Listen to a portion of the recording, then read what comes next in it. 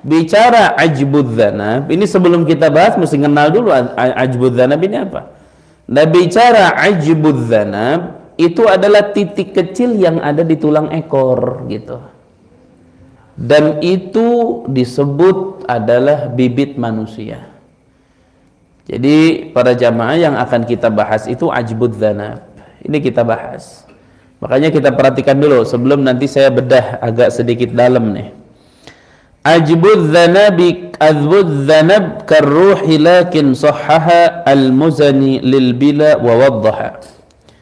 Ajbud dzanab, pembahasan ajbud dzanab karruhi itu seperti pembahasan ruh. Lakin sahhaha, tetapi mensahihkan al-Muzani, Imam Muzani lil bila, hancur, wa waddaha, dan menjelaskan. Artinya gini,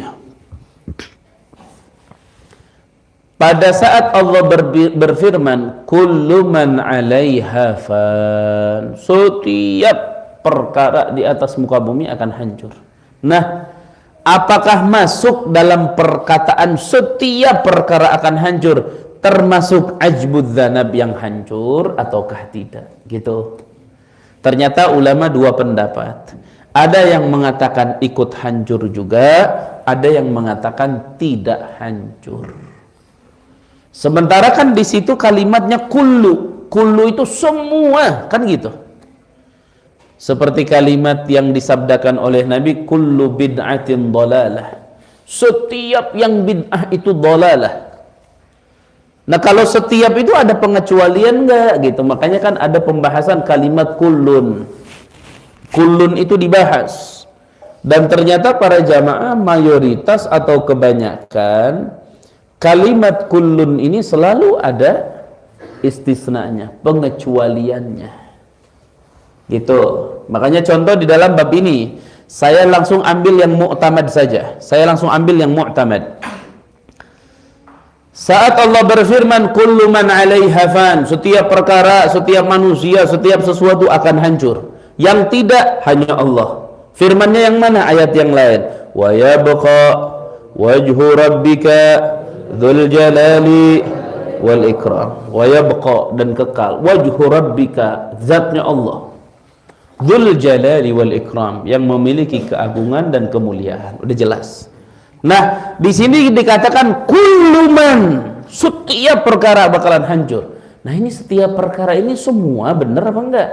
Ternyata ada yang dikecualikan tidak hancur. Di antaranya apa? Kemarin pembahasan ruh, satu. Yang kedua pembahasan tentang ajbud dzanab, enggak hancur. Di antaranya lagi ajsadul anbiya, jasad-jasadnya para nabi tidak hancur. Jadi yang mu'tamad ajbud dzanab yang ada di tulang ekor itu titiknya kecil, lebih kecil dari tongok. Itulah yang disebut bibit manusia. Jadi nanti Allah setelah meratakan bumi dan adanya hamparan yang baru, ardun bayda, nanti ada bumi yang baru warnanya putih. Nah, disitulah Allah turunkan hujan arba'ina yauman wa laila, 40 hari 40 malam. Wa ma'uhu kalmani, air hujan itu seperti sperma. Menyeraplah ke bumi yang baru itu, akhirnya dari bibit ajbud dzanab itu tumbuhlah manusia-manusia. Disitulah hari kebangkitan.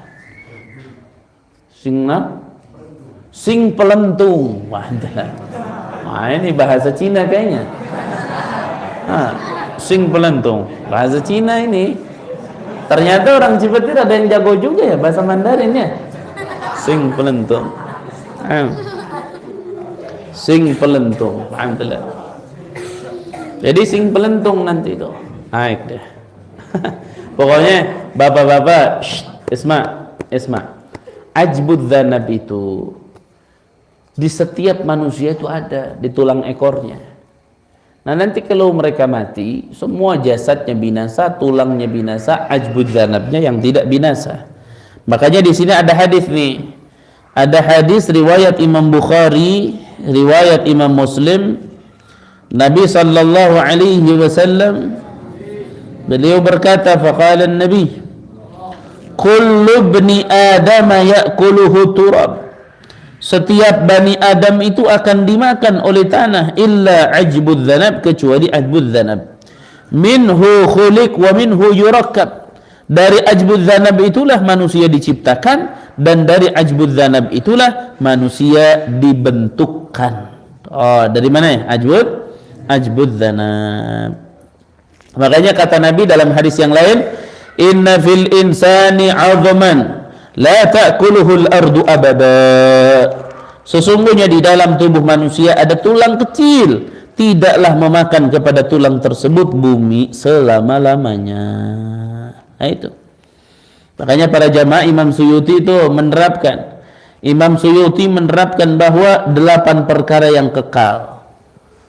Imam Suyuti mengatakan 8 perkara yang kekal. Nah sekarang kalau kita mengatakan 8 perkara kekal, berarti seperti Allah dong kekal. Oh beda.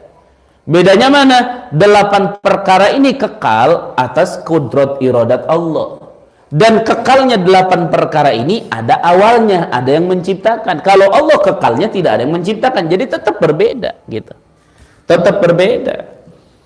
Makanya Imam Suyuti mengatakan samaniyatun hukmul baqa ya'ummuha minal khalqi wal bakuna fil khayzil adam.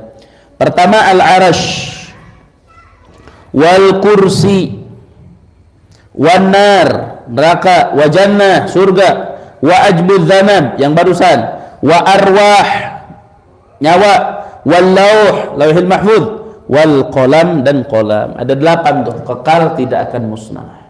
Alhamdulillah.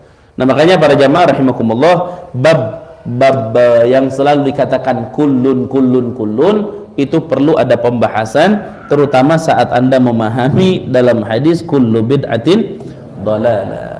Itu harus dipahami.